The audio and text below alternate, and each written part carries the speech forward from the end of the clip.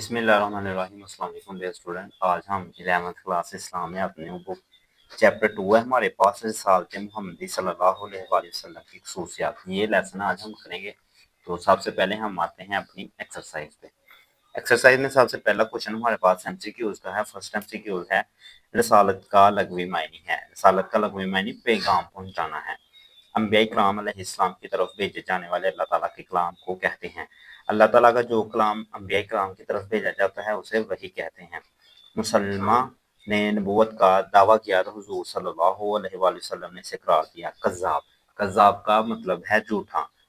نبی کریم صلی اللہ علیہ وآلہ وسلم کے بعد قیامت تک کوئی نبی نہیں آئے گا. اس عقیدے کو عقیدہ ختم نبوت کہتے ہیں.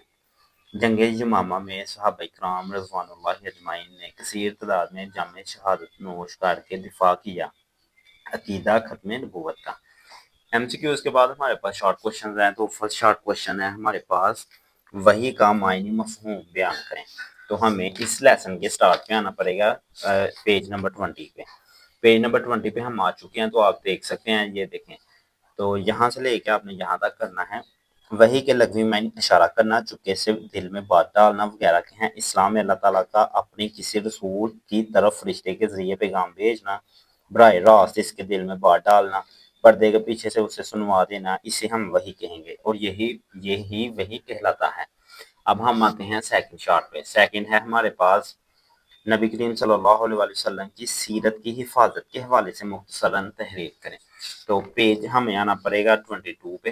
پیج 22 پہ ہم آ چکے ہیں. یہاں پہ آپ کو محفوظ سیرت کا مل رہا ہے, تو یہی ہم کریں گے. سابقہ آسمانی کتابوں کی طرح سابقہ انبیاء کرام علیہ السلام کے حالات بھی محفوظ حالت میں نہیں ملتے, لیکن آپ صلی اللہ علیہ وسلم کی سنت کی حفاظت کا انتظام اللہ تعالیٰ نے خود فرما دیا. آپ صلی اللہ علیہ وسلم کے ارشادات حالات زندگی محفوظ حالت میں موجود ہیں, جن سے قیامت تک آنے والے انسان رہنمائی لیتے رہیں گے. یہ ہمارے پاس سوال نمبر 2 کا آنسر ہے. اب ہم تھرڈ شارٹ پہ آتے ہیں. وحی مطلوع اور غیر مطلوع میں فرق واضح کریں. فرسٹ کوشچن میں ہم وحی کا معنی مفہوم سمجھ چکے ہیں. تو وحی کے آگے 2 اقسام ہیں. تو ایک کو ہم وحی مطلوع کہتے ہیں, ایک کو وحی غیر مطلوع کہتے ہیں. پیج نمبر 20 پہ ہے. مطلوع وحی مطلوع سے مراد ایسی وحی ہے جس کے الفاظ اور معنی دونوں اللہ تعالیٰ کی طرف سے ہوں اور اس کی تلاوت کی جاتی ہے, جیسا کہ قرآن مجید, اسے ہم وحی مطلوع کہیں گے. اور وحی غیر مطلوع کیا ہے؟ اس سے مراد ایسی وحی ہے جو رسول اللہ صلی اللہ علیہ وآلہ وسلم کے قلب مبارک پر صرف معنی مضامین کی شکل میں القاء کی گئی ہوں. آگے دیکھیں.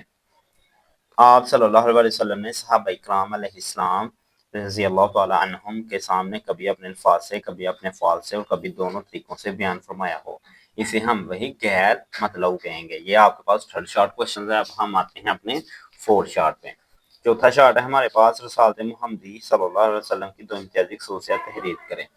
تو جہاں ہم نے کیا نا کوشچن 2, یہ دیکھیں رسالت محمدی کی خصوصیات, یہ عالمگیریت, ابدیت, آگے دیکھیں کاملیت, محفوظ کتاب, محفوظ سیرت, یہ ساری اس کی خصوصیات ہیں رسالت محمدی کی. اب آپ سیکنڈ شارٹ کوشچن میں ایک سیرت تو آلریڈی کر چکے ہیں, تو میں آپ کو یہ سجیسٹ کروں گا کہ آپ 2 سیرتیں پوچھی گئی ہیں, تو آپ 2 خصوصیات, ایک خصوصیت تو آپ کر چکے ہیں کوشچن 2 میں.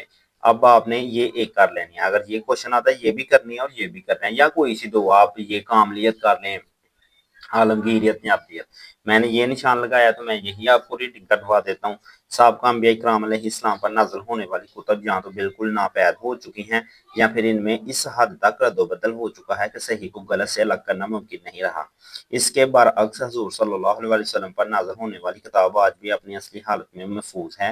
اس کتاب کی حفاظت کا ذمہ اللہ تعالیٰ نے خود اٹھایا ہے. ارشاد باری تعالیٰ ہے, بے شک ہم نے اس کتاب کو نازل فرمایا, اس ذکر یعنی اس قرآن کو نازل فرمایا, اور بے شک ہم ہی اس کی حفاظت کرنے والے ہیں.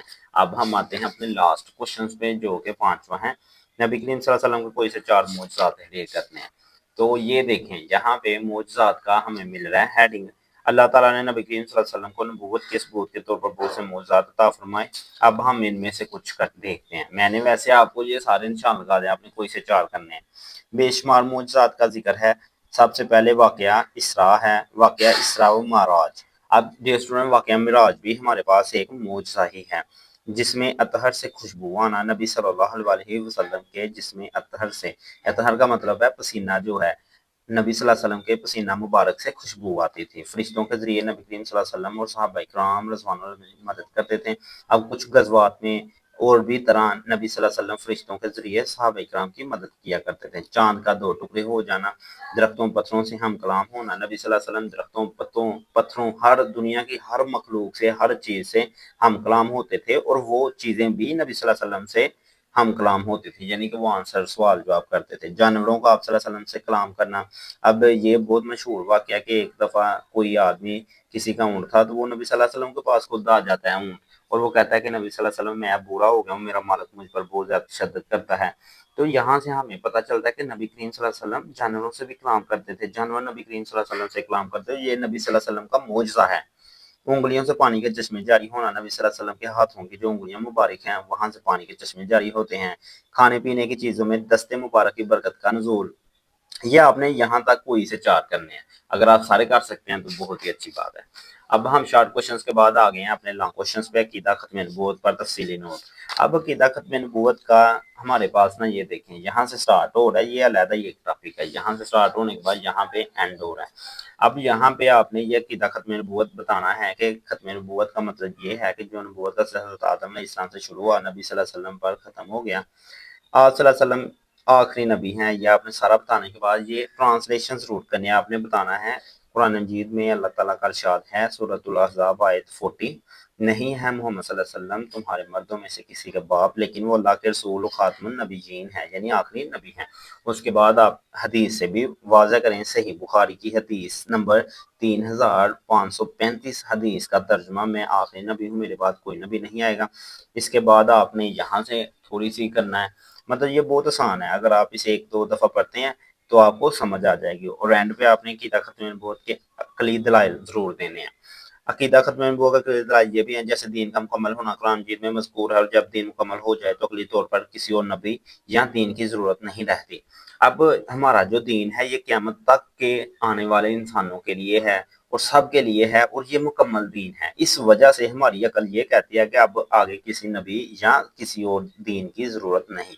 इस तरह कुरान मजीद और सीरत तैयबा के महफूज़ होने में भी खत्म नबूवत के अक़ली दलाइल हैं। नबी करीम सल्लल्लाहु अलैहि वसल्लम को अल्लाह ताला का सच्चा आखिरी नबी मानने का तकाज़ा ये है कि हम अल्लाह ताला के लाए हुए दीन पर अमल करें, नबी सल्लल्लाहु अलैहि वसल्लम के लाए हुए दीन पर अमल करें, और इस दीन को दूसरों तक पहुँचाने की हर मुमकिन कोशिश करें। अब डियर स्टूडेंट, यहाँ से हमें ये बात समझ आती है कि नबी करीम सल्लल्लाहु अलैहि वसल्लम की जो दीन है, वो नबी सल्लल्लाहु अलैहि वसल्लम ना खुद हैं इस टाइम दुनिया में, ना नबी सल्लल्लाहु अलैहि वसल्लम के असहाब हैं। तो ये अब हमारा काम है कि हम दावत और तबलीग के ज़रिए नबी सल्लल्लाहु अलैहि वसल्लम के दीन को दूसरे लोगों तक पहुँचाएँ। कुरान मजीद और हमारे प्यारे नबी सल्लल्लाहु अलैहि वसल्लम का उसवा हसना पूरी इंसानियत की रहनुमाई के लिए काफ़ी है, और इनमें ज़िंदगी हर शुबा तलक रखा इंसान के लिए हिदायत का सामान मौजूद है। तो इसी के साथ हमारी आज की वीडियो कंप्लीट होती है। आई होप आपको वीडियो पसंद आई है। Thanks for watching.